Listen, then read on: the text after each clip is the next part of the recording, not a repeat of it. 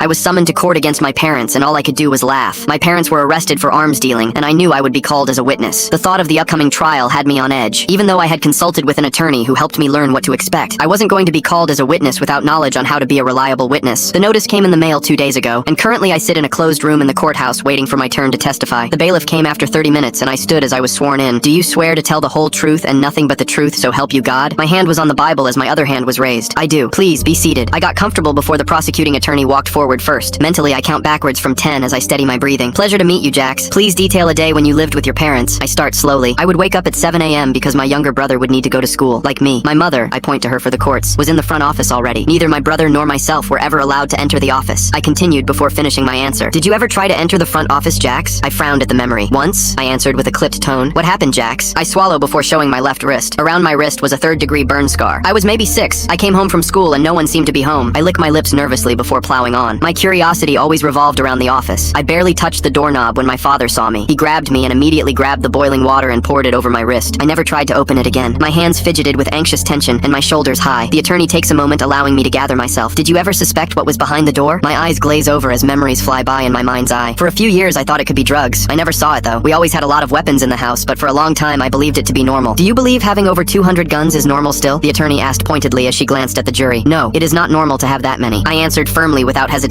Then why did you think as a teenager it was normal? The attorney presses on. I didn't. We had 12 guns in that house and that's all I knew about. Excessive, yes, but not unheard of. I say right back before taking a few breaths. The attorney nods before walking back to her side of the court. No more questions, Your Honor. So be it. The judge responds before looking at my parents' male attorney. Your cross-examination. The man stood slowly twirling the pen in his hand and stepped forward. My eyes narrowed at him slightly. He looked familiar to me. So, your father caused the scar? He asked me with a calm mask. On my wrist, yes. I answer with a sideways look. Of course.